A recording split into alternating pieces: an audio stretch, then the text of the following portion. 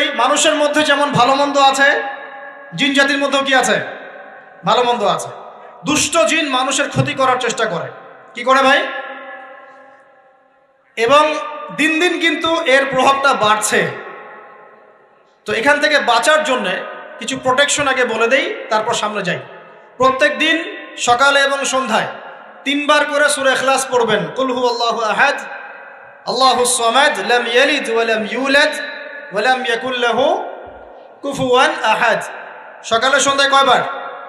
3 বার। আর 3 বার পড়বেন সূরা ফালাক, কুল আউযু বিরাব্বিল ফালাক, এই সূরা। আর 3 বার পড়বেন সূরা নাস, কুল আউযু বিরাব্বিন নাস। এটা প্রত্যেক ফরজ নামাজের পর একবার করে পড়বেন আয়াতুল কুরসি। আয়াতুল কুরসি কোন সূরা আছে? কত নম্বর আয়াত? মাশাআল্লাহ, 255। আল্লাহু লা ইলাহা ইল্লা হুয়াল হাইয়ুল কাইয়্যুম, এখান থেকে শেষ পর্যন্ত। আর কি করবেন? রাতের বেলা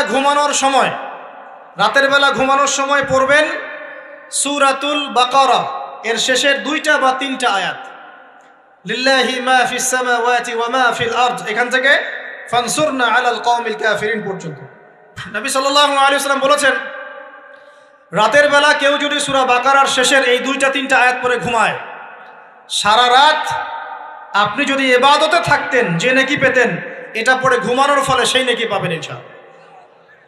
এখন বলেন দেখি, কতজনের সূরা বাকারার শেষের 3টা আয়াত মুখস্থ আছে?